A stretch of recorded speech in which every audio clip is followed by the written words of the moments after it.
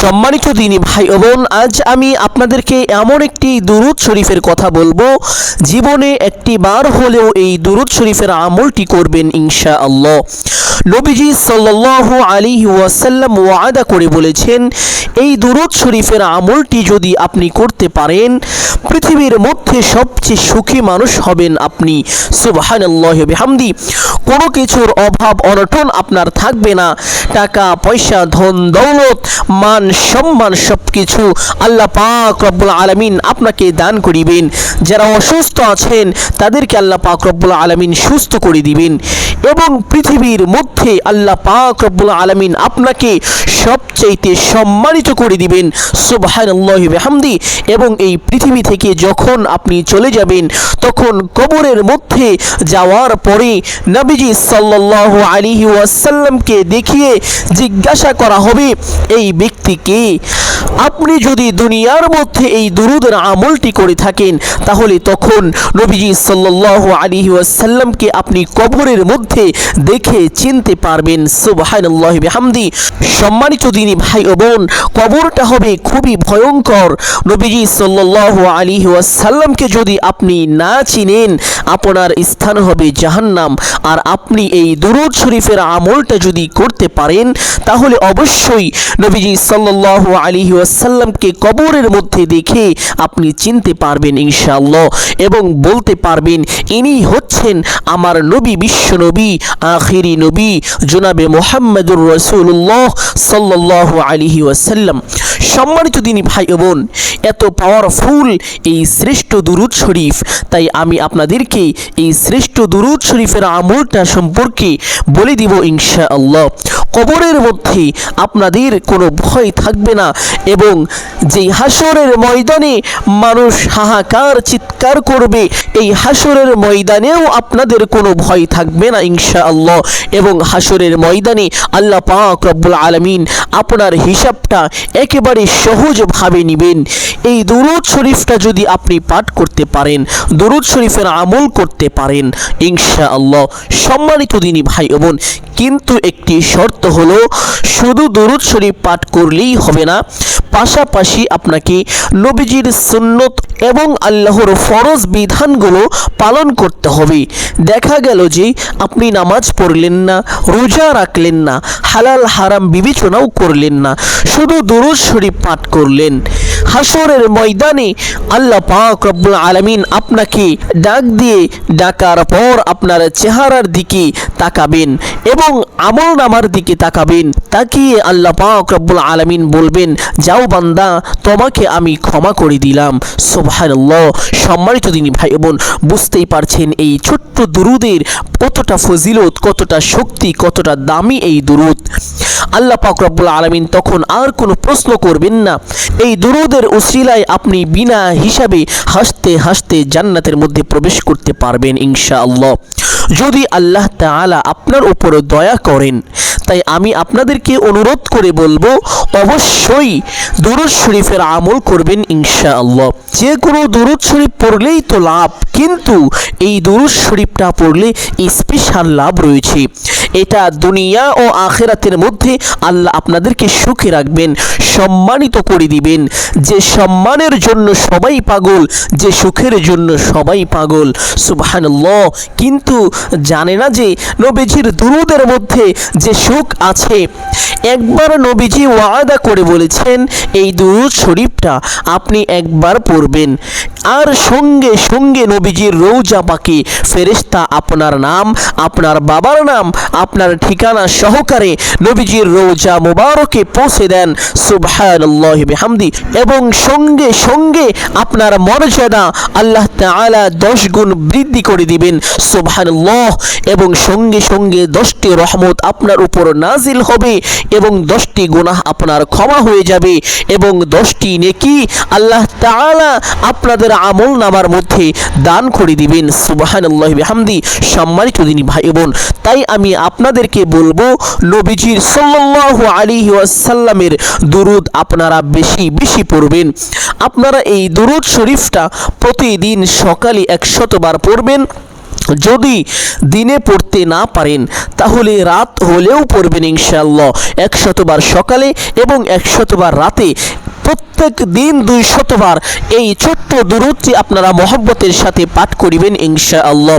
সম্মানিত দিনী ভাই ও বোন, আর যদি পড়তে মনে না থাকে কোনো সমস্যা নেই, তবে সম্মানিত দিনী ভাই ও বোন, যখনই মনে হবে তখনই আপনি এই দুরূদ শরীফের আমলটি করবেন ইনশাআল্লাহ। ছোট্ট একটি ঘটনা আমি আপনাদেরকে বলবো ইনশাআল্লাহ। ঘটনাটি হলো, একজন বালক যুবক হজের মধ্যে গিয়ে তিনি সব জায়গার মধ্যে শুধু দুরূদ শরীফ পড়ছেন। বড় একজন আলেম হযরত নু'মান শিবলি রহমাতুল্লাহি আলাইহি, তিনি বলল, হে বালক, তুমি সব জায়গার মধ্যে দুরূদ শরীফ পড়ছো, হজের মধ্যে অন্যান্য দোয়াগুলো আছে, তুমি কি সে দোয়াগুলো পারো না? সে বালক বলল, হুজুর, আমি সব দোয়া পারি, তারপরেও আমি দুরূদ শরীফ পড়ি। হুজুর বলল, কেন হে বালক, আমাকে বলো। তখন সেই বালকটি বলল, হুজুর, আপনি তো জামানার সবচেয়ে বড় আলেম এবং ভালো লোক, এই জন্য আপনার কাছে বলছি, আমি দুরূদ শরীফের যেই পাওয়ার, যেই শক্তি দেখেছি, অন্য কোনো কিছুর মধ্যে আমি এত শক্তি, এত পাওয়ার দেখিনি। সুবহানাল্লাহ। তখন সেই বালকটিকে হুজুর বলল, আচ্ছা বলো তো দেখি, দুরূদ শরীফের মধ্যে তুমি কেমন শক্তি, কেমন পাওয়ার দেখেছো?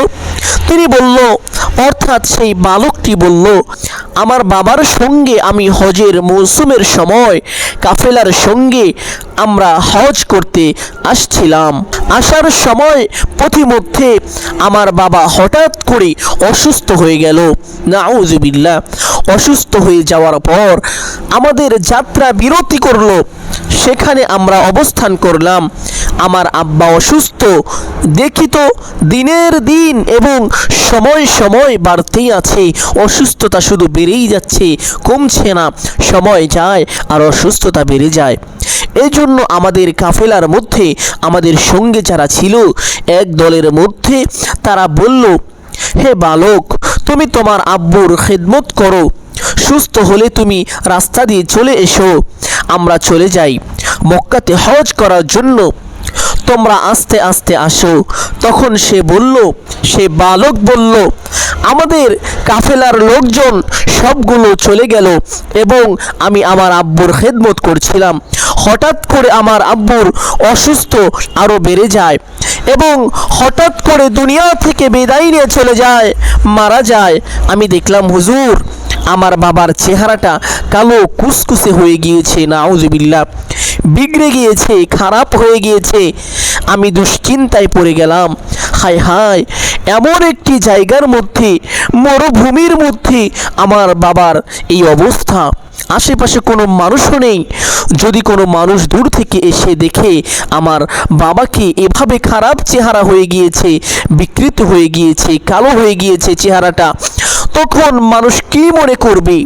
তখন তিনি, অর্থাৎ বালকটি কান্না করতে করতে এক পর্যায়ে বাবার চেহারার মধ্যে কাপড়টা দিয়ে তিনি কান্না করতে করতে সেই জায়গার মধ্যে মনের অজান্তেই ঘুমিয়ে পড়েছে।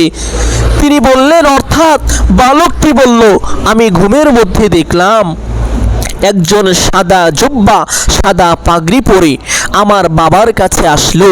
আসার পর আমার বাবার কাপড়টা মুখ থেকে সরানোর পরে আমার আব্বুর বিকৃত হওয়া চেহারাটা, খারাপ কালো কুসকুসে চেহারাটা, তিনি তার মধ্যে তার হাতটাকে মুছে দিলেন, হাতটা বুলিয়ে দিলেন তার ওই বিকৃত হওয়া চেহারার উপরে, মুছে দিলেন তার হাতটা দিয়ে সেই বিকৃত হওয়া চেহারাটা।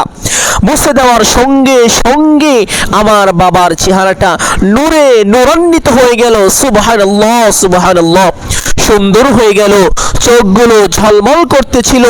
তখন আমি স্বপ্নের মধ্যেই বললাম, আপনি কে? তিনি চলে যাচ্ছিলেন।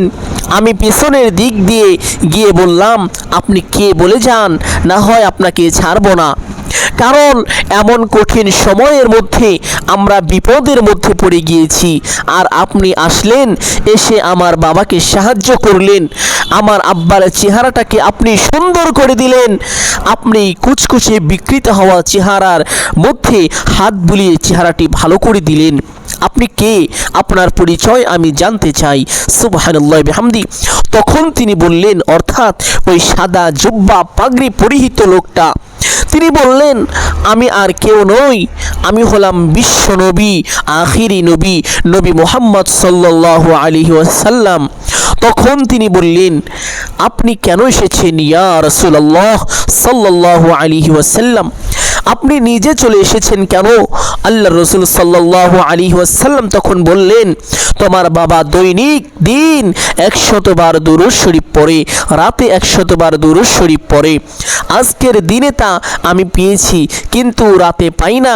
ফেরেশতাদেরকে জিজ্ঞেস করলাম, ফেরেশতারা বলল, আপনার সেই আশিক, আপনার সেই ভক্ত যে দুরূদ শরীফ পাঠ করে, আপনার উম্মত, আপনার সে উম্মত তো খুব বিপদের মধ্যে আছে, দুনিয়ার মধ্যে ভালো আমল করে না, এই জন্য চেহারাটা পাল্টে গিয়েছে, বিগড়ে গিয়েছে, তার তো মৃত্যু হয়ে গিয়েছে, এই জন্য সে রাতের দুরূদটা পাঠাতে পারে নাই, এই জন্য আপনার আব্বু বিপদের মধ্যে পড়ে গিয়েছে।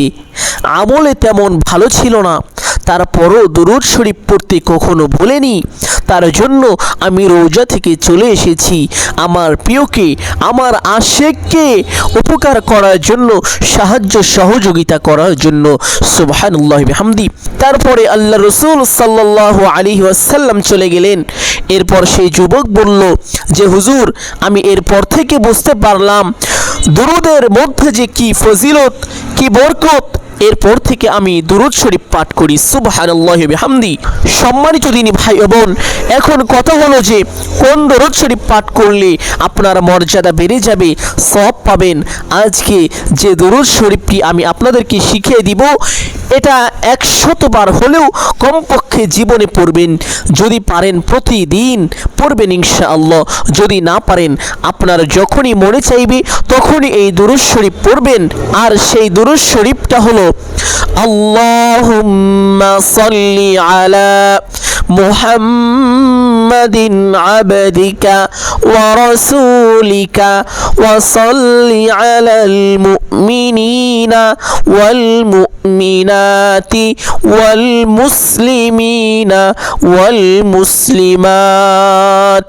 সম্মানিত দিনী ভাই ও বোন, আমি আবারও বলছি, দুরূদটি ভালো করে শুনুন, স্ক্রিনশট নিয়ে নিন এবং এই দুরূদটি আপনি যে কোনো সময় স্ক্রিনে দেখে দেখে পড়বেন ইনশাআল্লাহ।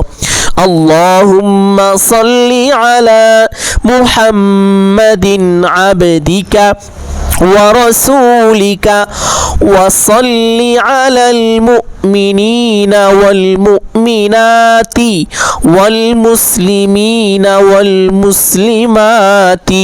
সম্মানিত দিনী ভাই ও বোন, পাওয়ারফুল একটি দুরূদ আপনারা প্রতিদিন 100 বার করে হলেও পড়বেন। যে কোনো সময় মন চাইলে এই দুরূদটি পাঠ করবেন। টাকা পয়সা, ধন সম্পদ, আপনারা চতুর্দিক থেকে আল্লাহ পাক রব্বুল আলামিন আপনাকে ব্যবস্থা করে দিবেন ইনশাআল্লাহ। অত্যন্ত গুরুত্বপূর্ণ একটি ভিডিওটি ভালো লাগলে অবশ্যই চ্যানেলটি সাবস্ক্রাইব করে পাশে থাকা বেল আইকনটি বাজিয়ে রাখবেন ইনশাআল্লাহ। ভিডিওতে একটি লাইক করবেন এবং কমেন্টে আমিন লিখবেন ইনশাআল্লাহ, এবং অন্য মুসলিম ভাই ও বোনদের কাছে ভিডিওটি শেয়ার করে দিবেন, যেন তারাও আজকের ভিডিওটি দেখে এই দুরূদ শরীফের আমলটি শিখতে পারে। আমাদের সকলকে আল্লাহ পাক রব্বুল আলামিন এই দুরূদের আমল নিয়মিত করার তৌফিক দান করুন। সকলেই বলি আমিন সুম্মা আমিন। আসসালামু আলাইকুম ওয়া রাহমাতুল্লাহি ওয়া বারাকাতুহু।